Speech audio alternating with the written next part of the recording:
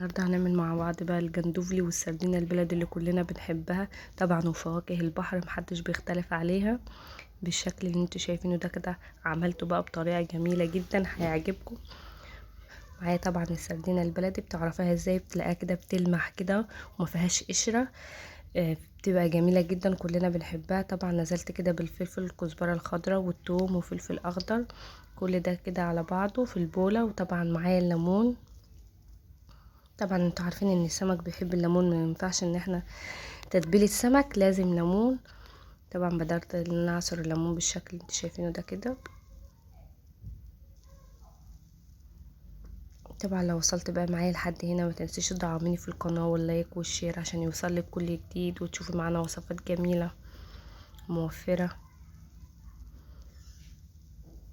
طبعا حطيت التوابل بتاعتي، مش بحط اكتر من كمون وكزبره وملح في توابل السمك، مش بحب التوابل الكتير.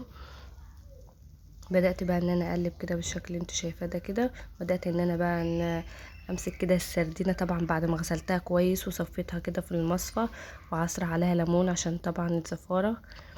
بدأت بقى ان انا كده احشيها بالشكل اللي انتوا شايفينه ده كده، تبلها. طبعا بتبقى جميله جدا واكلها جميل كلنا بنحبها.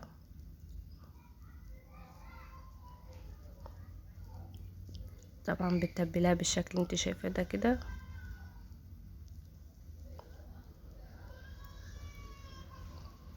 طبعا ما حدش بيختلف كده على السردين والسمك، كلنا بنحبه طبعا. السمك والجندوفلي وفواكه البحر الجميلة. هعمل معاكم دلوقتي الجندوفلي بطريقة جميلة جدا. طبعا بعد ما خلصت الكمية بالشكل اللي انتوا شايفينه ده كده، سبتها بقى ان هي تتبل. طبعا الجندوفلي غسلته كويس جدا، اهم حاجة في الجندوفلي ان انت تغسليه كويس عشان بيبقى فيه رمل. وتسيبيه طبعا في ميه كده وتعصري عليه ليمون عشان لو فيه برضو اي رملايه ولا حاجه. طبعا بتغسليه كتير لحد ما تلاقي كده مفيهوش اي حاجه. وبدات بقى كده بالبصلايه كده ادبلها كويس، وهنزل عليها كده بالجندوفلي بعد ما غسلته كويس. اهم حاجه غسيل الجندوفلي عشان الرمل اللي بيبقى فيه. ونزلت بقى كده بالجندوفلي بالشكل ده كده على البصلايه، تقلبي كده كويس.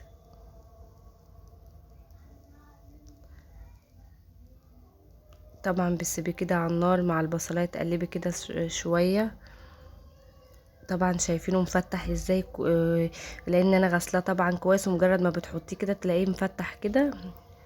طبعا نزلت بقى بفلفل اخضر وطماطم مكعبات صغيره، كل ده على الكميه كده وتقلبي كويس. وطبعا معلقه بقى من تتبيله السمك الجميله دي اللي هو الفلفل الاحمر بالثوم بالكزبره الخضراء، طبعا بتخليه في مكان تاني خالص. جربي الطريقه دي هتطلع معاكي ناجحه وطعم جميل جدا ومميز.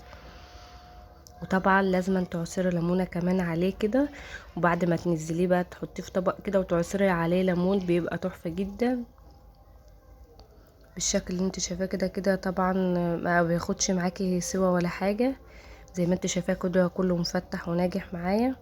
طبعا بقى هقلل السردينه. طبعا أنا حبيت اعمل الخطوه دي قدامكم ان انا مش بحط الدقيق في الطبق، طبعا عشان ما يبهدلكمش الرخامه ولا حاجه. تحطيه كده في كيس، تبداي بقى بالسمك بتاعك او السردين ايا كان بقى اللي انت هتحمريه يعني. الخطوه دي ما بتبهدلكيش المطبخ كده ولا الرخامه. بدات بقى بعد طبعا الزيت ما سخن، انزل كده بالسردينه زي ما انتوا شايفين كده عشان تتحمر.